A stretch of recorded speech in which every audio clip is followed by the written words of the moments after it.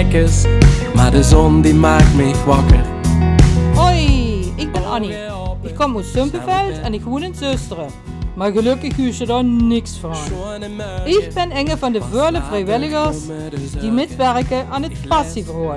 En de komende tijd sneur ik door de regio om kennis te maken met de lui die metwerken aan dit evenement. Vandaag ben ik in het gemeenschapshuis van Neustadt en zit rond de dus met Bas en Edith, het regieteam van het passieverhaal. Hallo Edith en Bas. Dag Annie. Ik heb een appeltaart gebakken. Heb je er zin in een stukje? Oh, dat is altijd. Ja, lekker. Dicht waar. Ja, ik hou niet. van dik niet. Nee, ik hou niet van zoet. Lekker kopje koffie erbij. Sowieso. Koffie wel? Ja. En niet thuis. Zal ik de koffie doen? Ja, lekker. Ja.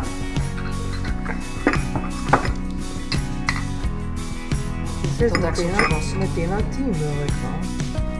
Dat zijn we gewend. Dat zijn we inmiddels gewend, ja. Dank je. Jij ook, Annie? Ja, lekker. Dankjewel dat we u vrijheid kunnen maken om even met me hier rond de dus te komen zitten. Want ik heb begrepen dat het gewoon hartstikke druk gaat. Maar voordat we beginnen, zou ik eerst willen vragen om mij vuur te stellen. Wie zit er? Wat doet er? Wie wat waar? Gewoon in het algemeen. En daarna zou ik het leuk vinden met u, voor dat passieverhaal te kallen. Nou, ik ben Edith, geboren en getogen in Nieuwstad, maar dat hoor je niet. Maar dat komt omdat mijn ouders hier niet geboren en getogen zijn. Die zijn van Noord-Holland. Wat doe ik? Ik werk in de thuiszorg als thuisbegeleider, alweer een aantal jaar. Daarvoor verstandelijk gehandicaptenzorg. Ja, mooi. Ja. Schön. En Bas? Ik hoor het al, het moet heel beknopt. Oh ja, ik kan nog veel meer vertellen, Ik ben maar... Bas Stelten. Ik ben van Nieuwstad. En ik ben in het dagelijks leven werk ik bij een bedrijf wat ik waarschijnlijk niet mag noemen van de reclamecodecommissie, maar bij een signmaker en daar werk ik als grafisch medewerker, DTP'er. Dat is mijn baan. En daarnaast zit ik inderdaad ook bij TIBA. Zo'n 2 jaar terug, toen kwam een bestuurslid op het idee tijdens een brainstorm om de passion te vertalen naar het Limburgs. En dat was Edith, wat geen Limburgs kalt, maar wel dialectversie wou gaan doen.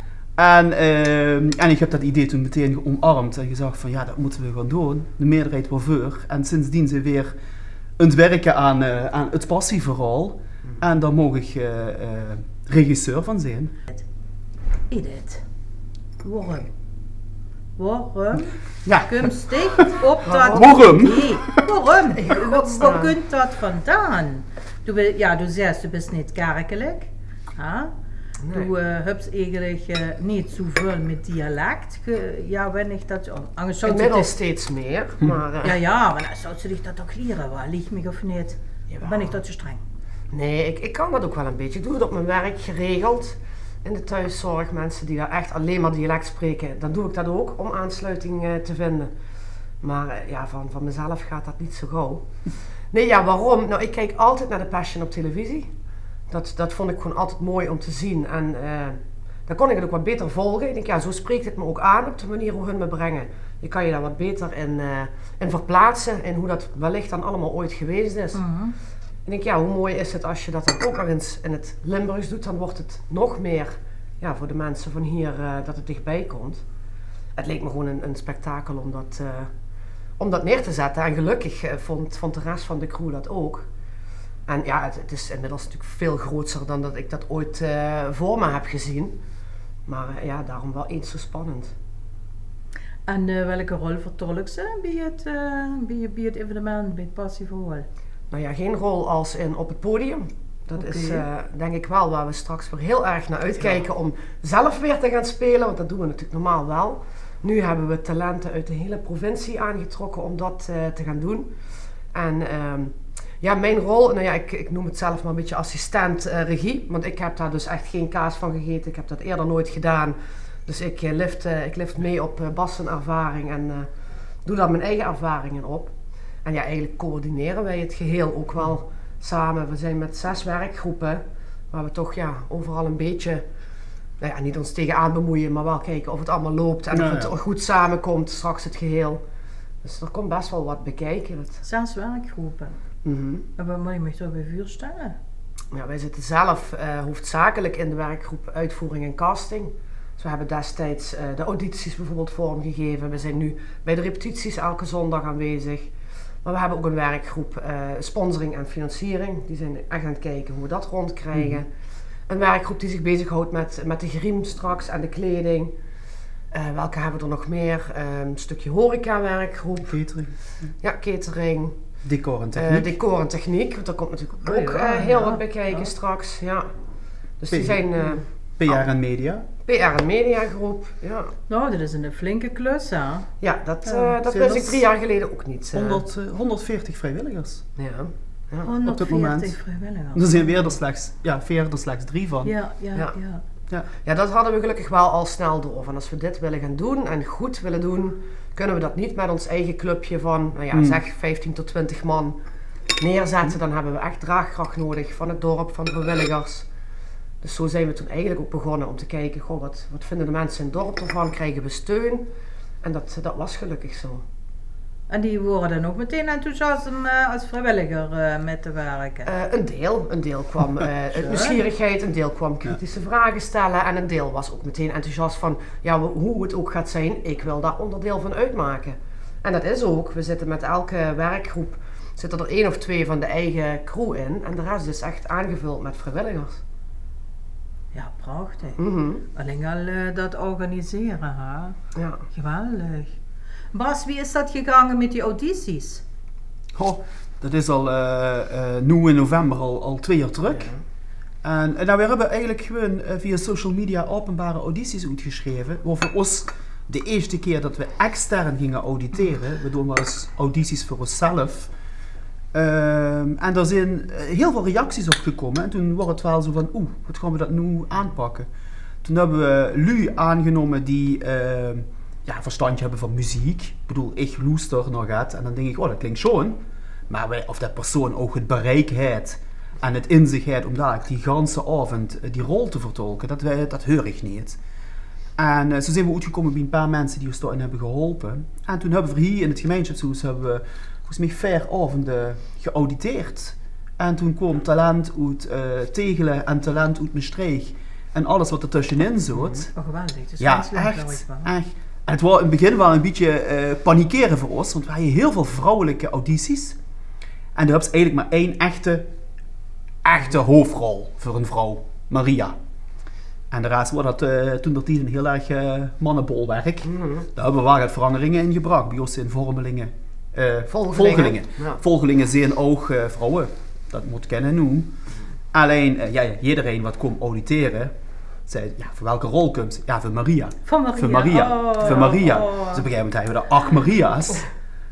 En er worden uitscheters bij en dan moesten dan keuzes gaan maken. Dus ik word ontzettend blij dat we daar goede expertise bij hebben gehad, wat ons daarin hebben geholpen. En we zijn ontzettend blij met het resultaat. Maar van ze allemaal, van Jezus, Petrus, Pilatus, beide Maria's en ook alle volgelingen. Beide Maria's? Ja, dat is nog wel een dingetje. Ik merk dat we dat overal moeten uitleggen. Ja. We maken geen kopie van de grote mensenversie, zoals we het noemen, van televisie. We hebben ons eigen script, ons eigen versie, met Limburgstalige muziek, Limburgs sprekende artiesten allemaal. En we starten in de kerk met de proloog. En de proloog in de kerk is voor een 300 gasten is dat. Is boete wel te volgen ook op het grote scherm. Daar wordt het lijdensverhaal verteld, maar dan door de ogen van vrouwen. Wat ik net zei, vrouwen worden een beetje onderbelicht in het lijdensverhaal. We hebben dat omgedraaid. En er zijn dadelijk 4 sterke vrouwelijke persoonlijkheden. En die vertellen alle 4 hun eigen lijdensverhaal. En dat gebeurt in het Dutch, Vlaams en Midden-Limburgs. Ook allemaal andere generaties. Ja, 4 verschillende generaties. Het begint bij een jong meisje en gaat dan naar een oudere vrouw toe op een gegeven moment. En Maria, die is ook aanwezig. En die biedt elk verhaal, biedt die haar steun en haar troostende schouder aan die vrouwen. En dat doet ze met iedere keer een prachtig lied, begeleid op piano en viool. En dat is onze tweede Maria eigenlijk. Eigenlijk onze eerste, want de tweede komt daarna op het plein. Wat ontzettend bijzonder, hè, wanneer ik dat zo... Ja, daar kijk ik gewoon enorm naar uit. Kijk, Boete hebben we een heel goed beeld van wat we gaan neerzetten. En Simpelveld hadden de Passion gehad. Ja, dus hem elke keer op tv. Je hebt de Matthäus Passion. Dus je hebt heel veel vergelijkingsmateriaal. Dat proloog, dat is erbij gekomen. We zoeken daar een enorme meerwaarde. De werkgroep Religie en Proloog, hebben we net niet genoemd, is daarmee bezig. En toen is dat idee ontstaan om die vrouw daar centraal te zetten. En ik denk dat het eigenlijk een heel bijzonder gaat worden. Dat wordt heel mooi. Ja. Wanneer ik alleen al uren, wat zelfs weer dat inderdaad had gedaan. Ja, en het chique is, Mirjam van der Wal speelt door de rol van Maria. En die gaat van een Limburgstalig nummer van Toon Hermans tot Beyoncé gaat ze zingen in het Engels. Maar ook Clouseau, Vlaams. En de Duitse artiest, een hele moeilijke naam, moeten de lui maar komen luisteren. En ze sluit dan af met Pio Jezu. Dus klassiek van Andrew Lloyd Webber. Dus die diversiteit in die kerk is enorm dadelijk. Ja, mooi. Ja. Hoeveel vuurstellingen kun je er doen in Limburg? Eentje. Ja. Oeh, daar ben ik wel verbaasd over. Omdat, dit is zo'n enorme klus. Dus ik zou dan zeggen, jongens, trek een beetje rond. Rondtrekken ook meteen. Ja, tuurlijk. Laai die bus vol aan me gaan. De bus, nee, we hebben slechte ervaringen met de tours organiseren. Ja, in coronatijd. Ja. We hebben ervoor gekozen om heel bewust... Het zijn er stiekem 2. Dat hebben de generale, is ook met publiek. Maar we hebben 1 echte voorstelling.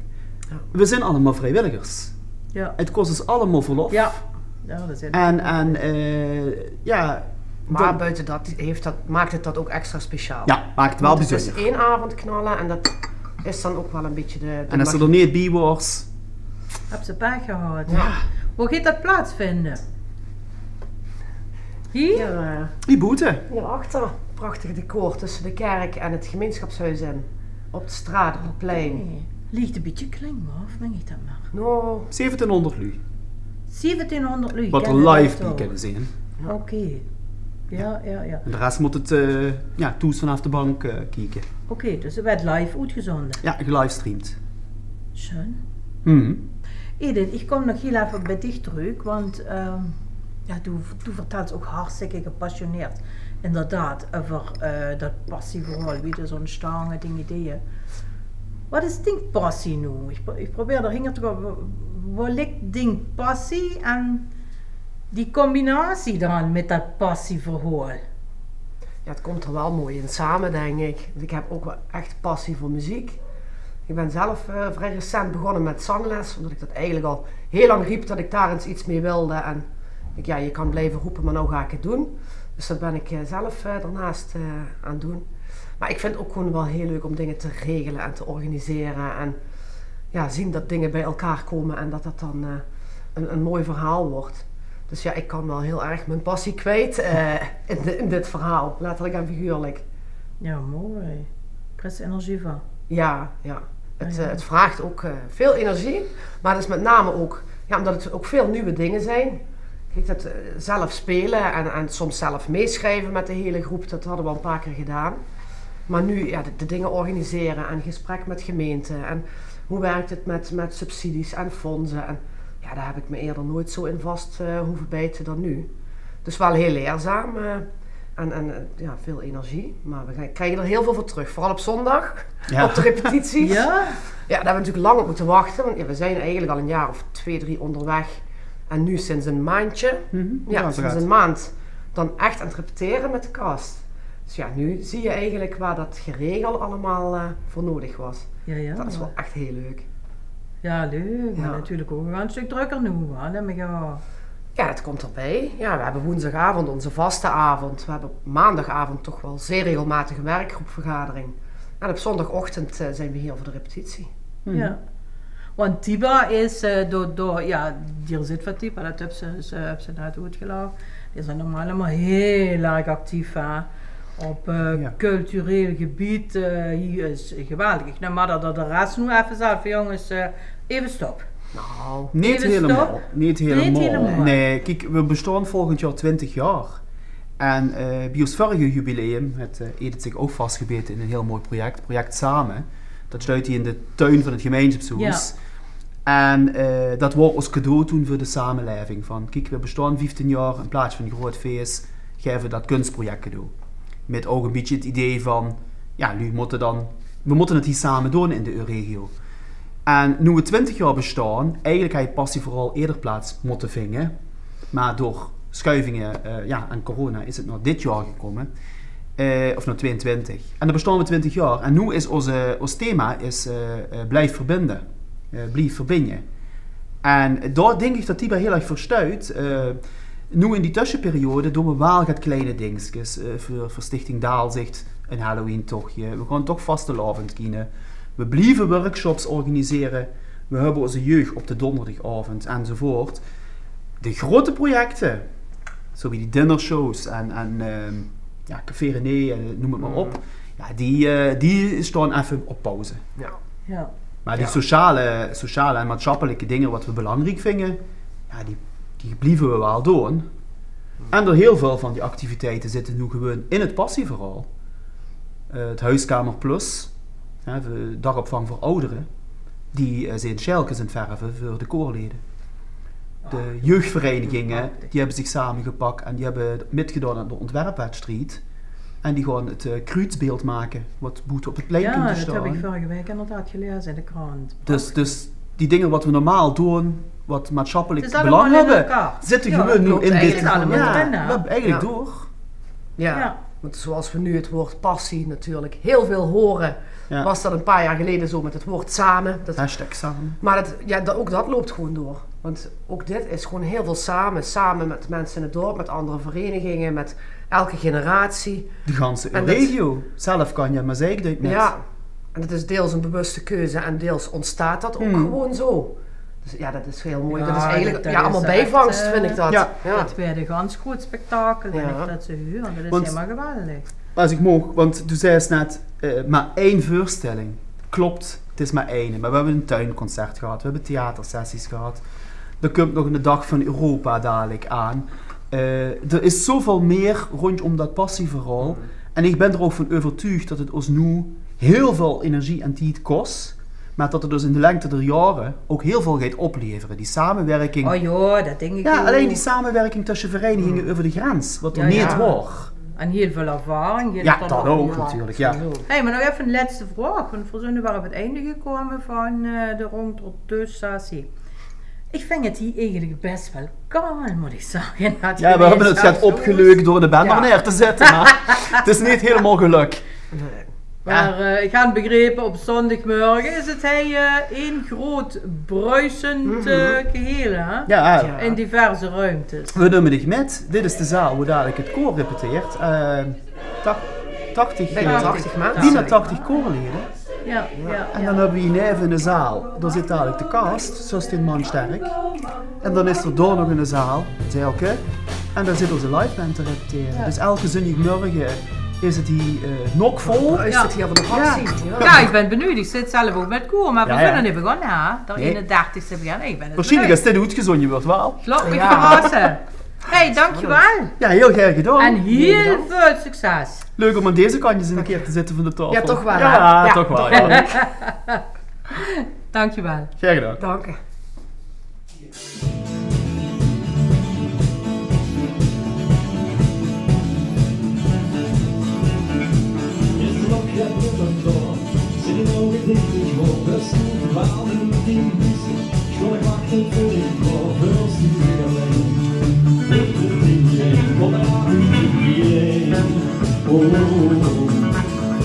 Steht zu früh herum, jetzt in der Früh,